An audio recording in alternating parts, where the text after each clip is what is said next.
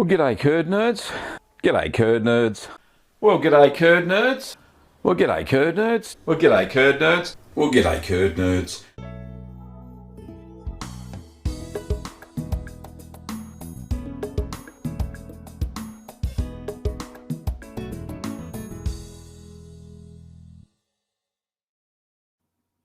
Well, g'day, curd nerds, and welcome to Ask the Cheeseman. This is where you can ask your home cheese making questions. Thanks for joining me today on this lovely Sunday morning. First of all, I'm Gavin Weber, and I'll attempt to answer whatever you throw at me as far as cheese making questions go. All right, don't forget we're streaming on YouTube, Facebook, and Twitch today. And if you want to learn more about cheese making and have been afraid to ask, I've got a course over at the Curd Nerd Academy. You can go to courses.littlegreenworkshops.com.au. It's a very cheap price and very reasonable. And lots of people in the chat who have done the course have given me some great feedback. Okay, so let's move on. Let's get rid of that and say good day to a few people. First of all, I'd like to say hello, of course, to Ambrose was the first cab off the rank. G'day, Ambrose. Lovely to see you. And then Death, of course. Death had to be here. Liana, DC Frank, Ruth. Who else we got? We've got Patricia. Hello, Patricia. Lovely to see you. Bill, Charlie, James. Judy, g'day, Judy. G'day, Robert. How are you, mate? Sadie, that's how I say it. Sorry, mate. Lovely to see you all the way from Istanbul. G'day, Cease. How are you? Kingslow, g'day, mate. Cheryl, Andrew. Who else we got? We've got Kimmy online, and Kim is moderating today in the YouTube chat or throwing up links where there needs to be links. Monique, g'day, Monique. Lovely to see you all the way in Sydney. Alexander, g'day, mate. How are you? Who else we got? Is that Ellen? Ellen and Chris. Jim, g'day, Jim. Lovely to see you, mate. Manel, hello, mate. How are you? Woody, g'day, Woody. And Julia, g'day, Julia. We'll get to your question in a minute. Wendy PJ, g'day, Wendy. Who else we got? We got E. And David and Townsteading and Nicola. I think that'll do.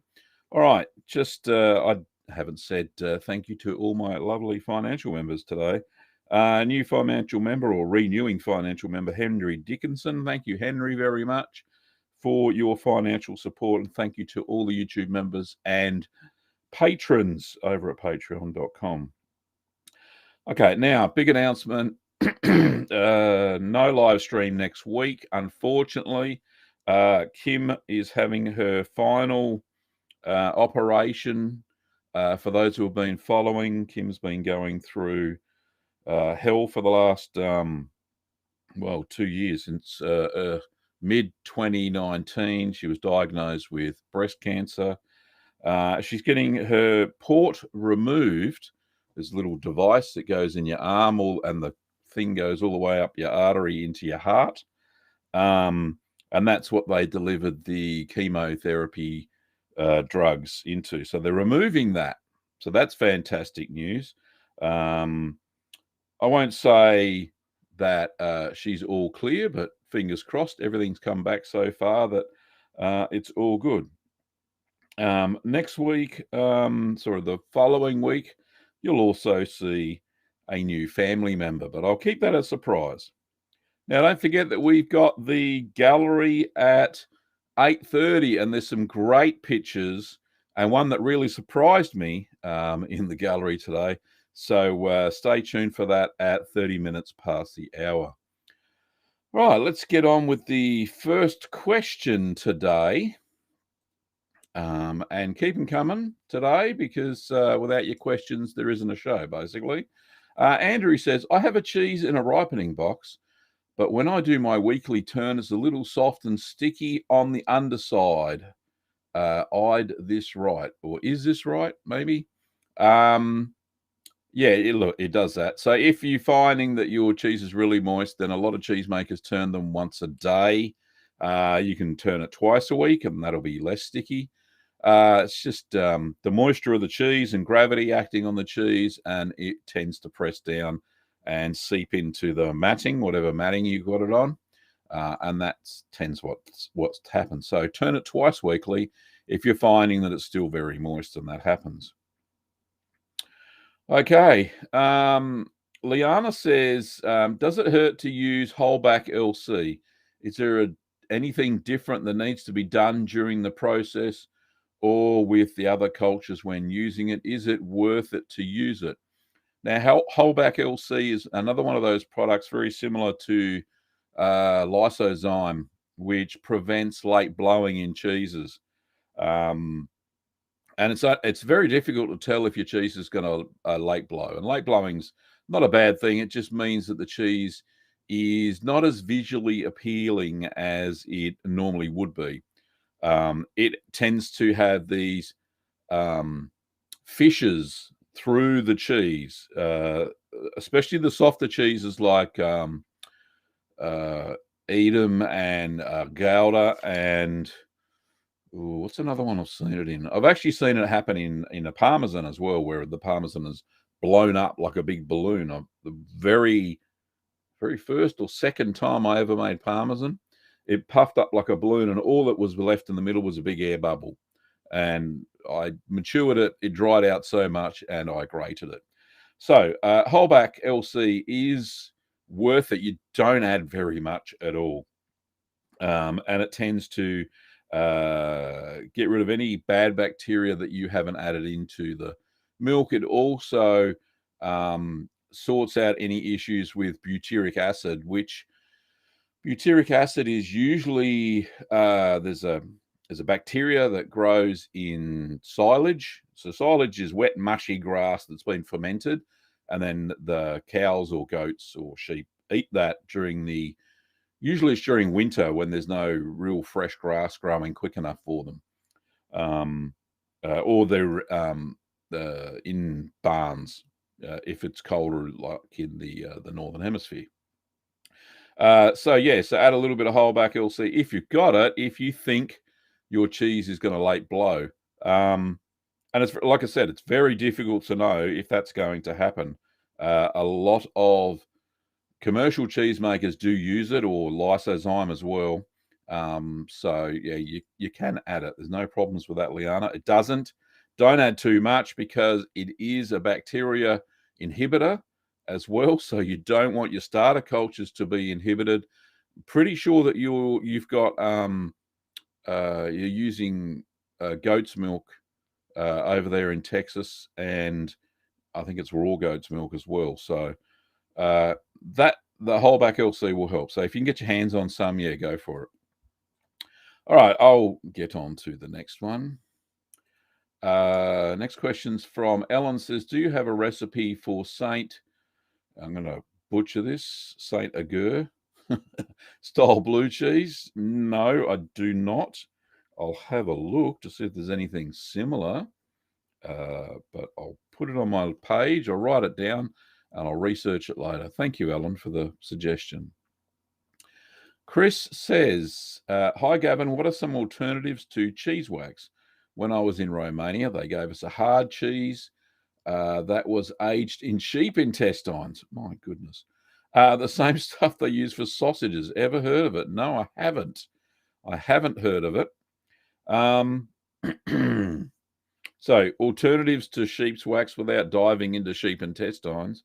So cheese wax, not sheep's wax. Look, vacuum packing works perfectly fine for harder cheeses. I use that all the time, no problems at all. In fact, I can't remember last time I got my wax pot out for a cheese. So, I tend to vacuum pack now. I don't have too many problems at all. So that's a good thing. Never heard of using sheep intestines. Another coating I've seen, there's a cheese in Cornwall called Yarg, and they use stinging nettles. I've seen cheese wrapped in vine leaves, obviously wax, and what's another one? Obviously West Country farmhouse cheddar, which is the real name of cheddar, the AOC name anyway. That is wrapped in cloth bandage, or it's a loose weave cheesecloth, and then lard is smothered all over it. So there's some alternatives for you. I've never heard of sheep intestines. So there you go. Alrighty. Julia says, hi from New Zealand. Hi from Australia, Julia. I made feta last week. I used 11% brine. It was too salty. I know it's supposed to be salty. Is it okay to reduce the salt? It won't keep as well. What else? What other things if you don't make it salty? Try an 8% brine solution. However, the longer you leave it in there, it doesn't get any saltier because it can't absorb any more salt ions that aren't there, if that makes sense.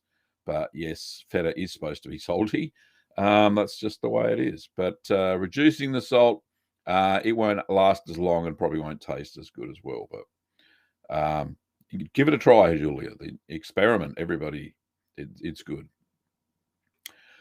Judy Max says, I want to try Bulgarian yogurt as a starter. Is Bulgarian yogurt a specific product or any pot set yogurt containing lactobacillus lactis subspecies bulgaris? Yes, you've hit the nail on the head there, Judy. It is any yogurt or any pot set yogurt or yogurt culture. I think we sell one in the store at Little Green Workshops, and it's the tangy yogurt, and that is and we've got a super chat that we've got a tangy yogurt, and it does have lactobacillus subspecies lactis bulgaris. We've got 2 super chats now, and we'll get to those in a sec. We'll just kill those off. Let me just get to those messages. The first one's from Cheryl. Thank you, Cheryl, for your kind $10 super chat. Cheryl says, new cheesemaker. I did make kafili and pepper jack. Sorry, Wimpy only crushed red pepper. And watched several hours of your 12 hours live. I loved it. Can I add a natto to any cheese to colour it? Yes, you can. Natto is just a colorant. It doesn't add any flavor whatsoever to the cheese. It's flavorless. So yeah, you certainly can, and there's no issues with that whatsoever.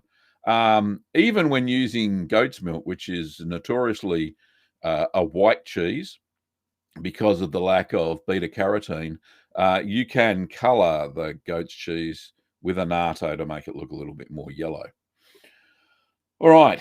And the next super chat is from James, and I don't know if James has got a question anywhere. He's just thrown $5 at me. Thank you very much, James. I appreciate it, mate.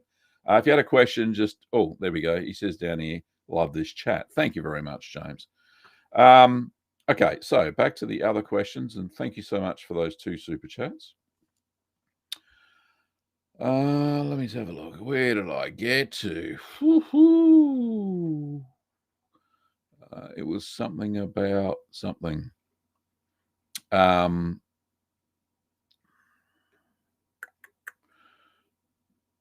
many questions today. It's fantastic. All right. Yeah, it was the Bulgarian yogurt. We did that. DC says, I would say g'day, but I'm not sure how it would sound with a German accent saying it. Thank you. Well done. Thanks, mate. Bill says, I made some Jarlsberg that turned out really well. Cut some up and re-vacuumed the rest. Seemed to flatten the cheese. Can I not do this for cheese with eyes?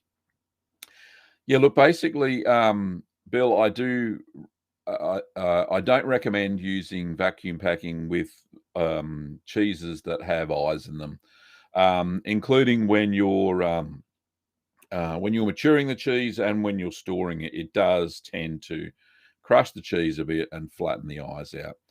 Waxing is the best alternative because it expands, which unlike vacuum packing bags that don't tend to expand because they've got a vacuum in them and the atmospheric pressure is pressing on them, so they don't tend to expand very well at all. However, I have seen some people vacuum pack the Jarlsberg and they turn out okay. So I wouldn't look, vacuum packing for storage is no big deal. Yes, you'll lose some of the visual appealing of it, but you can wax the whole cheese as well, so there's no issue with that. But thanks, Bill. John says, "G'day, Gav, from John and Debs in the UK. Thank you. Hope you're not having too many issues with the petrol crisis over there. I've heard that the fuel crisis for cars is a bit of an issue." Raquel says, "Hi, Gavin. I use a non-stick pot. Can I use it to make cheese, or do I need a stainless steel one?" If that's with Teflon, I don't recommend a Teflon coated pot because when you use metallic objects in them, which are stainless steel spoons and whisks and stuff like that, tends to scratch and the flakes come off. I've done that with some cheap non-stick pots, and it's a real pain in the bottom. Sticking to stainless steel is so much better because it's so much easier to clean. And it's, well, scratch resistant basically, and doesn't get rusty, and stuff doesn't come off it. So yeah, I would get a stainless steel pot. You can pick them up fairly cheap at any department store / Kmart, that sort of thing. Whatever store is in your country.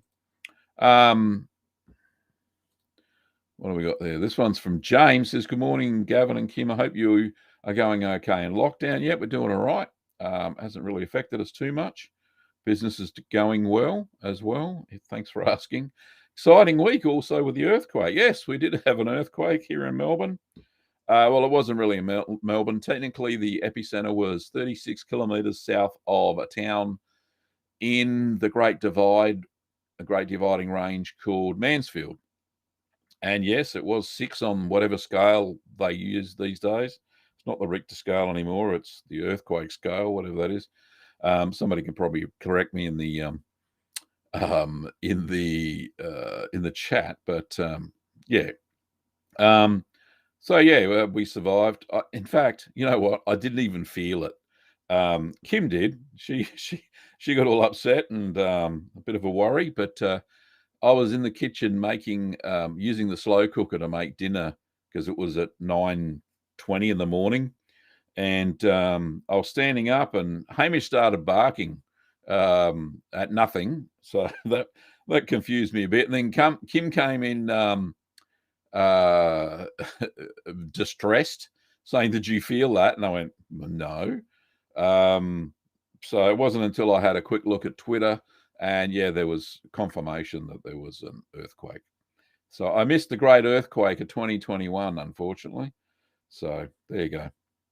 All righty. Townstating says, "Hang in there, Kim. Good vibes your way. Getting your port removed sounds like a great sign. Indeed, it's very hopeful. Thank you, Townstating." Yeah. DC Frank says, "You're one tough woman, Kim. I'll keep rooting for you. Well done." And Bill says, "Best of luck, Kimmy." Well done, love. And so does Woody. Woody says, "It's a great milestone, Kim. Congrats." Okay.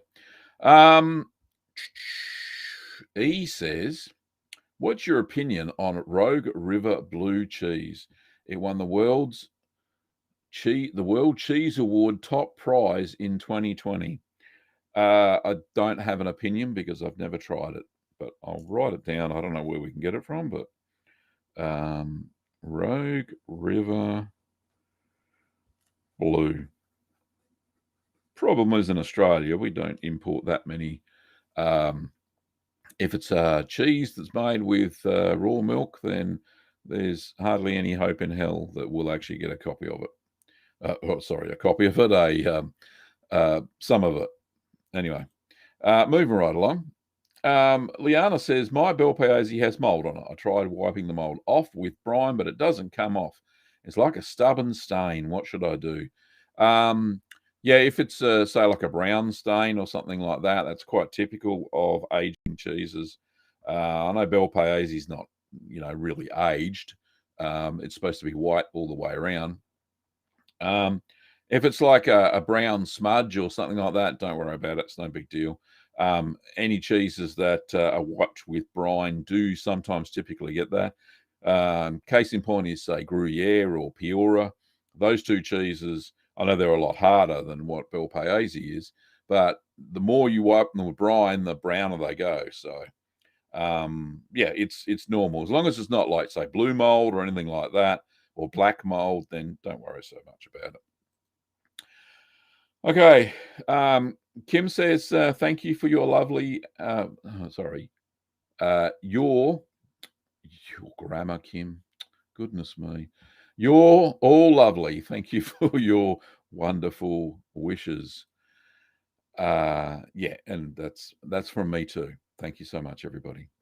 Robert says, hi, Gavin and Kim. Can you shout out to my parents, David and Donna, and our new son, David? Well done, Robert. I've got I think I've got some of your photos in the gallery today, I think. Congratulations, mate. And congratulations to the new grandparents, David and Donna, of course. Thanks, Robert. Appreciate it, mate. All right. Fun fact from Patricia: an ugly and total creepy insect in my region, the earwig, has eat holes right through my cheese wax and festered on my cheddar. That's not very good at all. That's terrible, in fact. You poor bugger. Yeah, we get earwigs around here too, but more in the garden than inside. We used to get them inside, but they don't seem to turn up very much.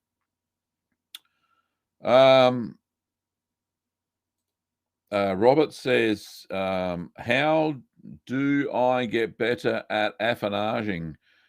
Practice and experience, Robert, is the only way to do it. Or go and have a chat to a local cheesemonger. They are experts at affinage, and they'll give you some hints and tips. Personally, not being a cheesemonger, I really don't know. Home cheesemaker, I just turn the cheese on every week and hope for the best, and it seems to turn out all right.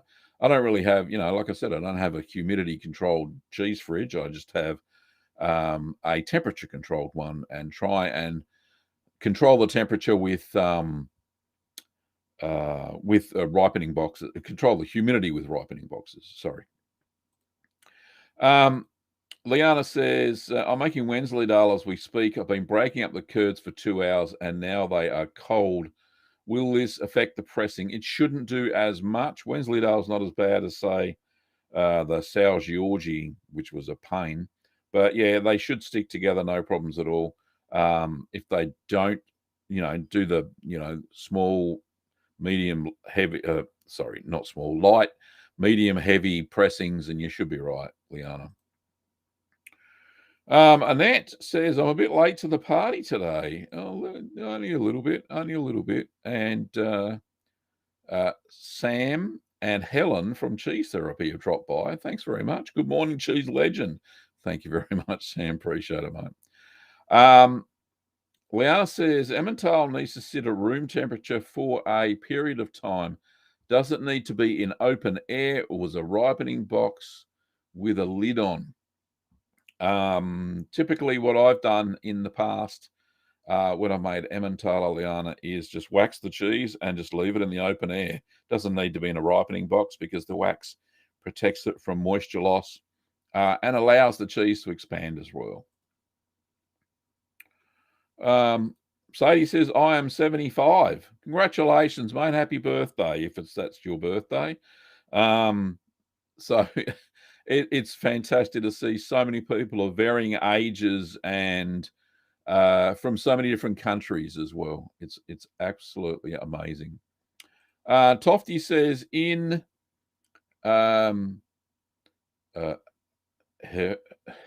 Hereford, sorry if I've mucked that up, they use hops to wrap the cheese. That's excellent. That'd be very bitter too.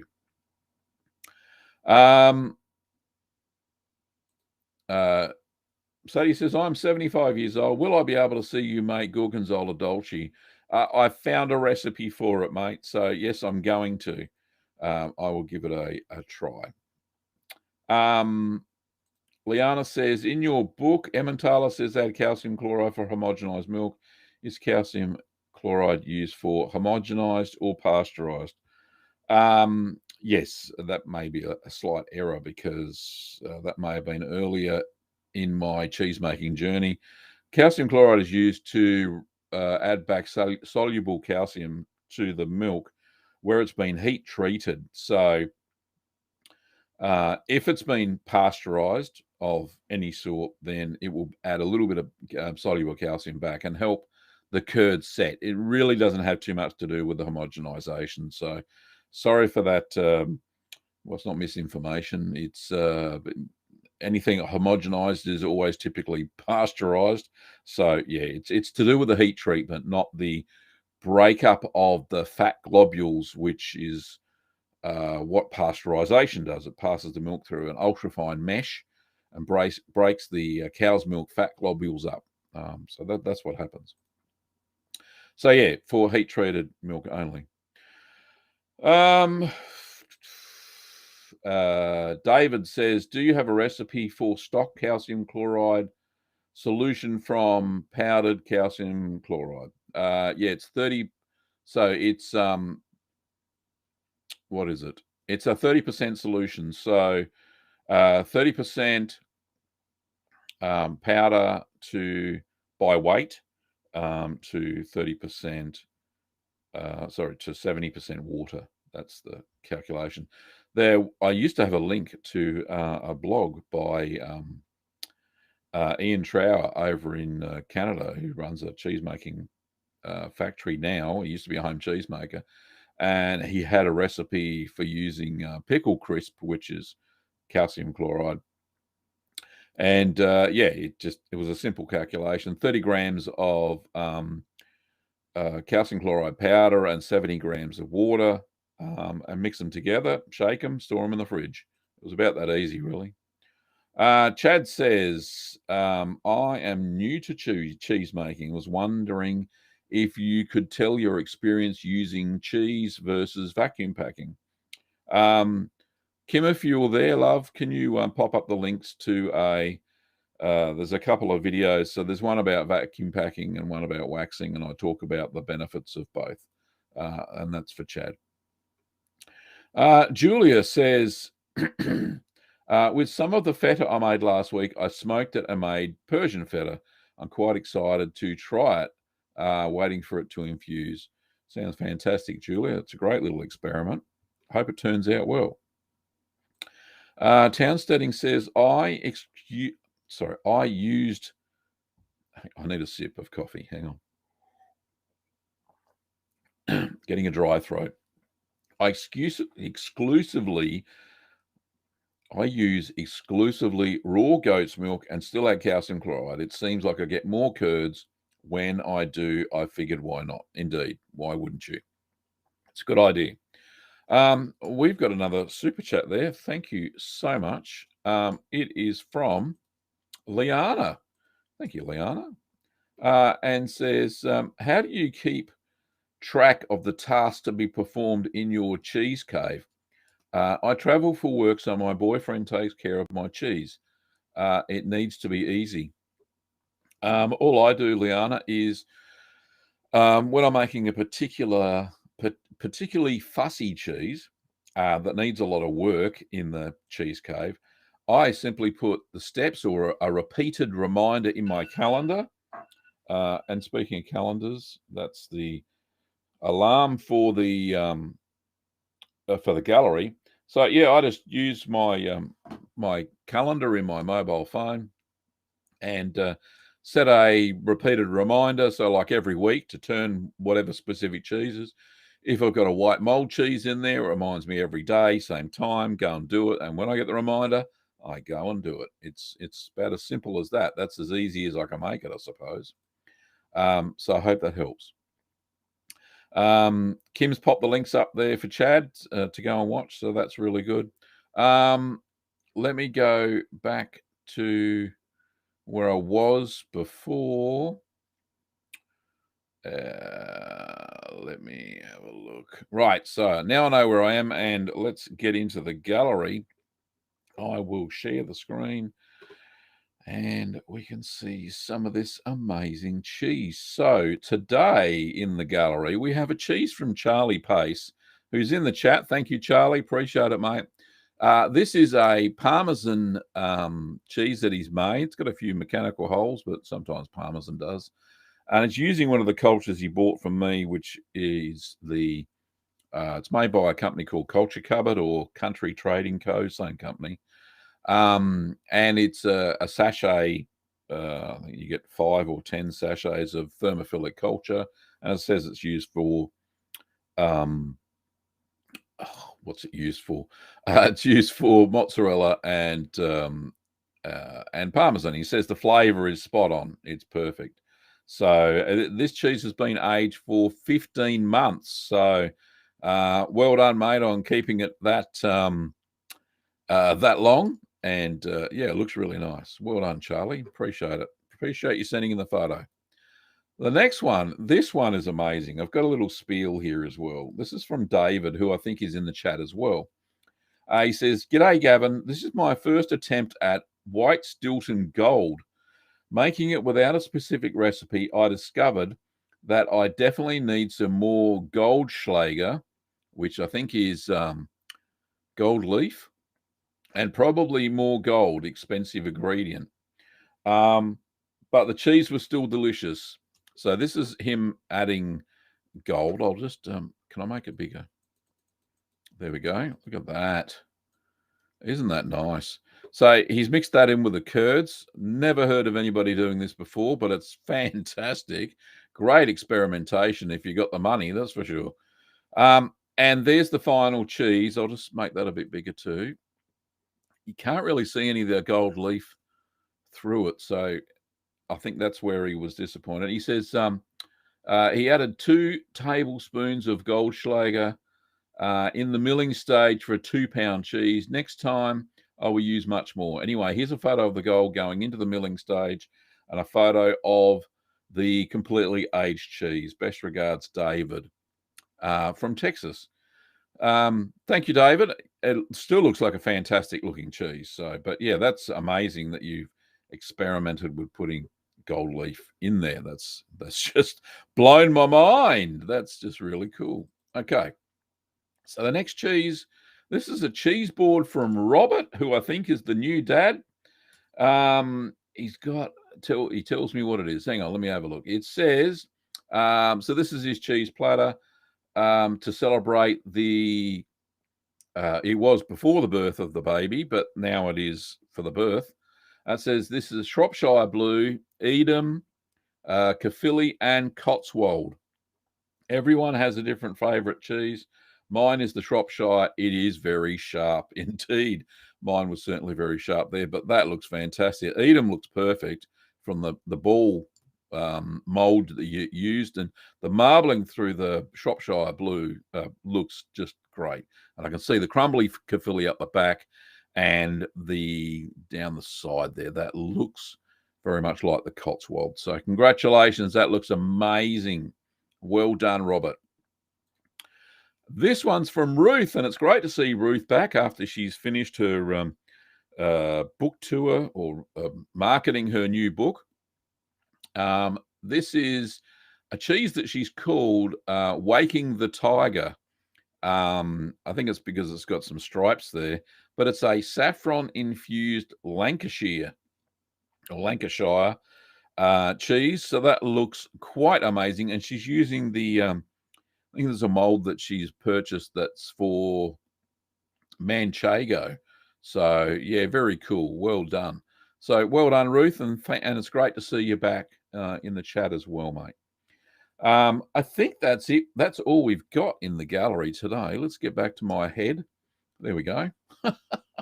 All righty. So very cool. And thank you, everybody, for sending in the photos. If you want to send in a picture to the gallery, this is how you do it. So let me just share my screen again. Getting my words muddled today. So this is a, oh, here we go. Hang on. Try again. Make it a bit bigger. This is my channel where I'm not logged in. It's in incognito. But yeah, you go to the About tab just here. Hopefully you can see my pointer, even if you're on a little phone. And you go there and you go down to details down here. And for business inquiry, sign in to see the email address. So that email address is the only email address that I check. Don't send it anywhere else. If you've got any other email address of mine, like the one from littlegreencheese.com, which is my blog and podcast site, don't send it anywhere there. This is where you send it. Send it here. So over there, just over there. So send it there. Yeah, you'll have to log on using a Gmail account or a Google account, whatever, and you will then see the email address and send it. So there you go. That's how you do it. That's how you send me a photo. So shoot them through. And I'll even, if you have issues with diagnosis, I will even diagnose one or two there. So I can do that. Alrighty, so back to the questions. We've got 40 minutes to go before the end of the show. Let me have a look. This question is from Alexander. Says, does pizza mozzarella differ from regular mozzarella? Yeah, well, yeah. When you get a bag of shredded mozzarella from the supermarket, it is definitely not the same as traditional buffalo mozzarella or mozzarella de buffalo. It is yellow, and buffalo mozzarella is not yellow, it's white. It is semi-hard. If you look at it, it does melt with a nice consistency, but it's yeah, look, it is a pasta filata cheese. They do it like that, but they add a natto and a whole bunch of other crap. And yeah, that shredded mozzarella you get, it's not the same as buffalo mozzarella. It's typically made with cow's milk. That's why it's yellow. And it is a bit different. So, yeah. But it has pretty good meltability. They make it specifically for pizzas. Dominic says, good morning, Dominic. Lovely to see you, mate. And let me have a look. We've got Bert who's joined as well. Thank you, Bert. Appreciate you turning up. Here we go. There's a question from Ian. Says, I've just opened some waxed Edam. There was a small amount of mold under the wax. How do you prevent this? I will backpack the rest of the cheese once I've wiped it. There's a couple of ways they do it. Commercial cheesemakers use a stuff called Paracoat, which is a PVA coating, which has a mold inhibitor. And that's why sometimes when you pull wax off of, say, Gouda and Edam and even Baby Bells, you'll see this little thin white line underneath the wax. And that is the PVA coating, and that prevents mold from growing underneath the wax and spoiling your cheese. So that's how you do it. Yeah, so, or what I typically do is make sure that when I handle the cheese, when it's, handle the rind, I've washed my hands thoroughly with soap and hot water. And then as I'm waxing it, I've made sure that I've sprayed my hands with white vinegar, and that kills any mold spores that may be on my hands as well. So that's how I get away with it. And rarely do I get mold underneath under the wax. So. Alrighty, so I hope that helps, Ian. Mohammed says, love, you're a fan from Kuwait. Thanks very much, mate. Appreciate it. Townsteading says, my bell paese is mostly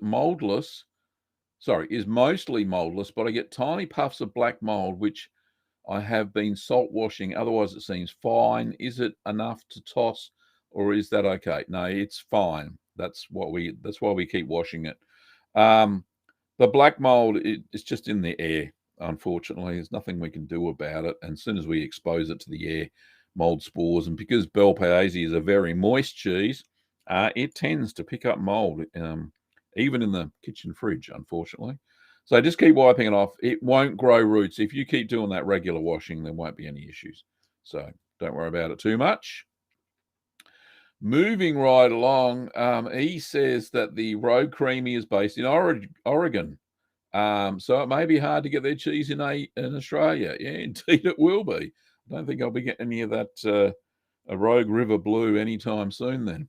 I highly recommend the Rogue River Blue, hands down. It's the best blue cheese I've ever eaten. I ate 2 wheels last year. Well done you. We've got another super chat, and this one, better kill the light. Sorry about that. The Curd Nerd light. This one's from Cheryl, and Cheryl says, where is it? How do you clean your cheese wax? Great question, Cheryl. Thank you so much for asking. What I do is after I've taken it off the cheese, of course, I try and lay it down flat on my sink area, so the stainless steel area that you've seen in the videos. And then I use warm water, not hot water, warm water, and so it's soapy warm water, and I just wash the surface that was against the cheese, and all the cheese bits come off. So that's very simple to do. So what I basically do then after that is then once it's clean, let it dry so there's no water on there that's visibly on there. There may be some moisture, but it's okay. Then I scrunch it into a ball and put it into my waxing container. So that's what I do. That's how I clean it. Sometimes when there's really stubborn bits of cheese that won't come off, I discard that piece of the wax. But I do reuse all of the wax that I use. In fact, the same wax I've used over and over hundreds of times. So, yeah, it's pretty good. All righty. So, there we go. Thank you very much for your kind super chat of $10, Cheryl.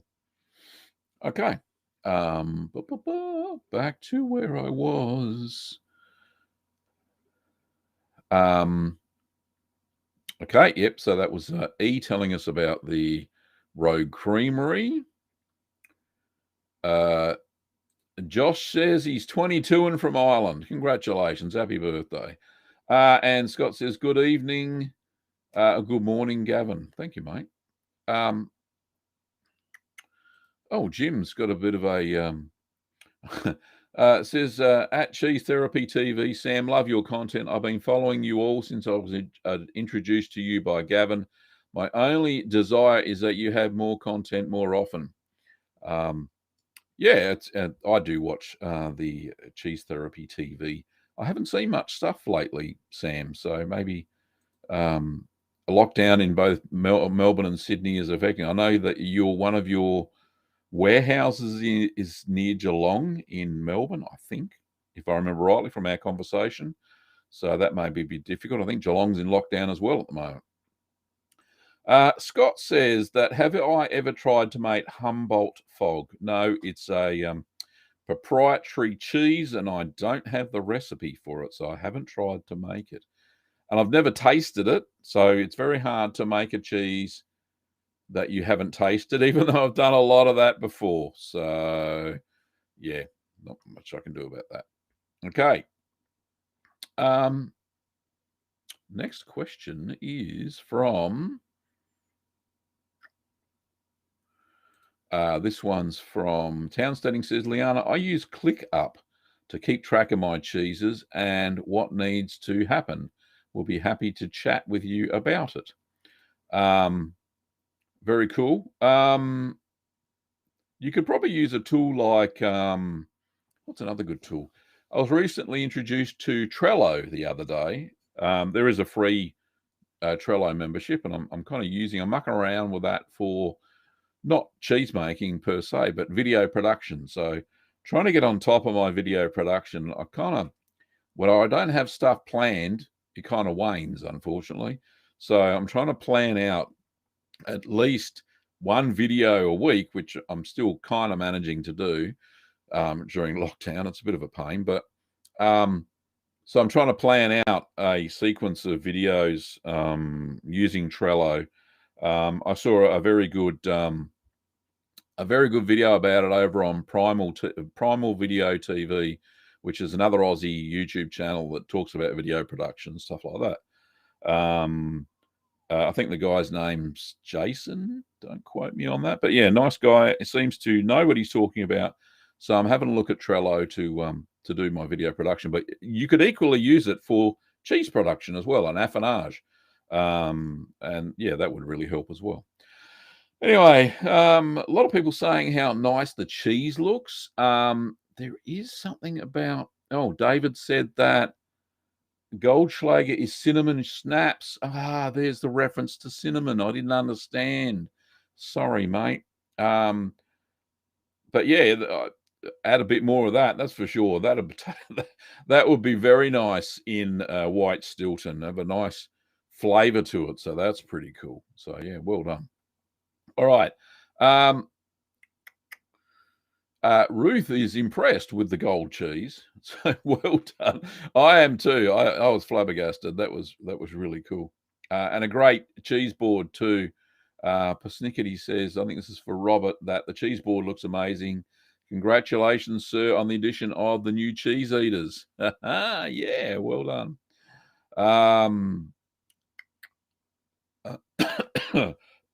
Oh, goodness me. Hang on, I need a sip.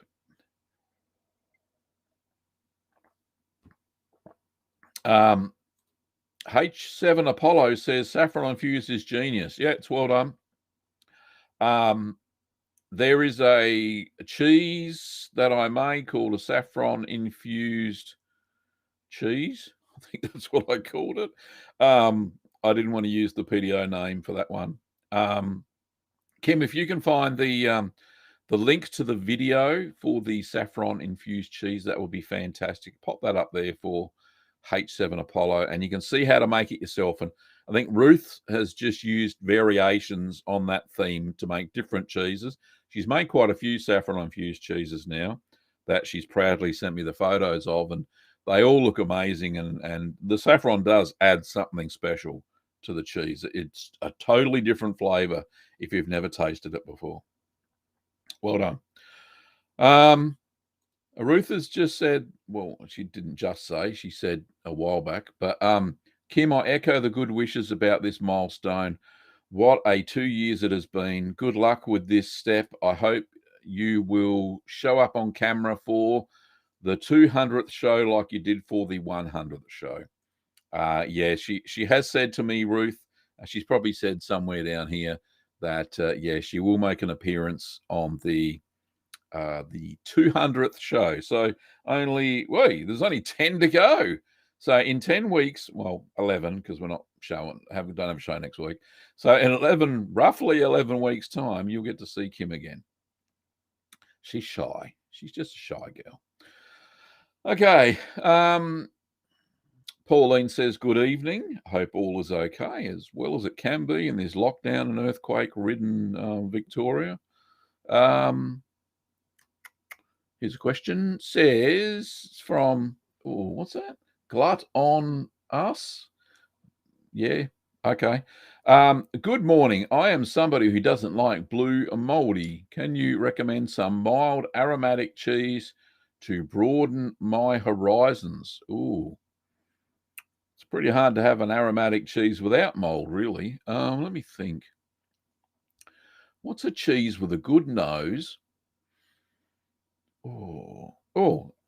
Try a cheese called Asiago Papato. It is actually quite a good nose to it. There's no mold added to it per se, but the flavor is really good. Another really good, strong smelling cheese that just smells cheesy is just try my farmhouse cheddar recipe. So any of the farmhouse cheddar recipes you'll find on the channel, and make sure that when you make it, you use a specific culture called MA4000 series. It's by Danisco Choose It, and it really does give you a great nose to the cheese, a really good cheddary smell to the cheese, and a really good flavor and really good depth of flavor.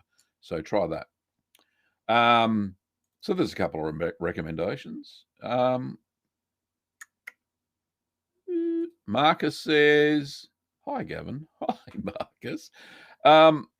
Wendy PJ says, I agree with Ruth. It would be lovely to see you, Kim, in chat 200. And what's Kim said? Here we go. Hello, Ruth. Lovely to see you on here. I will make sure I make an appearance soon. Episode 200 sounds like a plan. And somebody, H7 Apollo, who I've replied to because it takes a while to get to them, has given me a thumbs down for skipping the chat messages. So sorry I couldn't accommodate you there. All right, Piscoma 12, who actually I did a cameo for. So, hi, Gavin Cheese, it's me. Hello, how are you? It was a great name. It was a very funny cameo too. Yeah, don't forget, I'm on Cameo. If you want to get a personalised message for one of your loved ones, you can do that. Just go to the Cameo app on your phone and search for Gavin Weber, and bingo boingo, I'm there, ready to serve you and say whatever you want me to say to whoever you want me to say, within the reasons of, decency, of course. But yeah, I've been doing quite a few cameos lately, so it's been good fun. So yeah, I think the link is in the description below for my Cameo page if you want to go directly there. So that's all good fun too, that aside. And it's a nice little revenue earner as well, and I keep it fairly cheap for people. Okay, David's got some more information on this. White Stilton Gold is a PDO cheese from England that uses edible gold leaf and cinnamon schnapps, specifically Goldschlager. The commercial White Stilton Gold sells for about $450 per pound.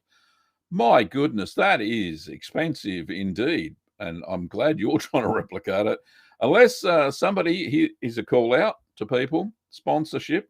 Anybody who, the people that sell Goldschlager, shoot some my way. And gold leaf. Anybody manufacturing gold leaf, I'll even give it a try. So you send it to me and I'll make it. So yeah, there you go. There's a call out for a sponsorship deal. Okay. There's a question says from Liana again, says, how about I am, what? How about I am, and what do I do now? Video showing what to do when you have a problem in the middle of making a recipe. No clean break, curds don't knit, and other issues. You only have to watch the Sal Giorgi video, Liana, to see all of those things. Things didn't work. I kept going and showed you exactly what to see. So you go and check that one out. Bot says, hi, Grandpa. I'm the cheese grandpa now. I know, I'm grey. You don't have to say me. I am a grandpa too. I'm from Brazil, and I was thinking, have you ever tried to make queijo canastra? No, I haven't. I don't have a recipe either, but I will search. It's probably more likely to be in Portuguese, so I'll have to Google translate it. Okay, I'll see what I can do. Okay, James says, hit that like button with the wash hands emoji. Okay, thank you very much, James. Yeah, how many likes have I got? 55, and there's 74 viewers on YouTube, and globally across all of the streams, there's 77 viewers. So very nice indeed. And what's the time? Oh, goodness me, we've only got 6 minutes to go. Got some more questions. This one's from DC Frank again. Question, I want to try making a Burkhazer with some whiskey in it. Anything to watch out for when attempting to make the cheese with a type of alcohol? No, not particularly. Just follow the same recipe for the same procedure, same process that I used for stout cheddar. You just got to keep the curds a little bit warm, so lukewarm, so they don't go fully cold. Because once you add the alcohol, you will see that the curds don't tend to knit together very well. However, in some cheeses like Wensleydale, that's not an issue. But yeah, just slightly warm the alcohol. Make sure that that's at least room temperature. Don't add it when it's cold to the curds, because they'll go into shock and that'll be terrible. Anyway, thanks, DC Frank. The question from Liana says, just trying to debunk one of your myths. I've been watching all of the latest past episodes, and in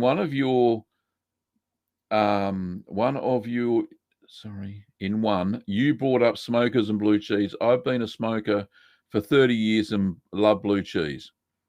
Yeah, I was just going from the example of Kim, who used to be a smoker years and years ago. I think she stopped before the birth of Ben, our son, and she didn't like blue cheese when she smoked. However, when she stopped smoking, she loves blue cheese because she tasted it. So look, each their own. No big deal, Liana. Okay. Yeah, where are we? Lindsay says, and this will be close to the last one. Lindsay says, hi, Gavin. I'm really enjoy looking at your videos. Thank you very much. I use IMC 140 rennet. Do I add about half again with my recipe? So that'll make it 280. Yes. Yeah. So double if you're using rennet with that very fairly low IMCU, then double it, and it'll be about the same as mine, roughly. A little bit stronger, but it'll work fine. All right, so Kimmy's given me the wind up in the chat. You can support us over on Patreon if you want to. If you want to get your cheese making supplies, pop over to littlegreenworkshops.com.au. I'm running a little bit low at the moment because suppliers are having a bit of trouble getting stuff to me. But there are some kits available and stuff like that. So you can get your cheese making supplies. I'm hoping to restock next week and get everything back there. But if you're in Australia, where we ship to quite a few countries, is listed on the front of the page. All right, don't forget we can pop over to the merch store. You can go to Cheeseman TV Creator -spring.com, and here comes Hamish. Oh my God! Oh, let me just get rid of that. Hamish, come here. Where'd you go? Come here. Oh, here he is. Oh, he's a wiggly worm. He's very excited to see me and everybody else. Say hello. Say hello, Hamish. Oh, what's the matter, my little bubba? Here he is. He's such a good little boy. All righty, there we go. Oh. And yeah, correct. Somebody just said that I have an Amazon page where I have links to a whole bunch of stuff. And indeed, I do. Persnickety, thanks very much, mate. Mr. Gavin has an Amazon page. I think the link's down below, the Amazon cheese shop. If you can't get anything from Australia, there are links to, I think, US and Canada base, could be. But they will ship internationally, so it's no big deal. Anyway, thanks, everybody. And we won't see you next week, as I mentioned before, because Kim is recovering from her operation. So yeah, and so the week after that, let me see what the date is. Just it'll be for me, it'll be Sunday the 10th of October will be the next show, and for other people, depending on the time zone, it'll be the 9th of October. So it'll be lovely to see you back here again. Thank you so much, everybody. Thanks for all the chats and the super chats, and it's been great to have all your questions, and my pleasure to answer them all. Well, thanks for watching, Curd Nerds, and we will see you next time.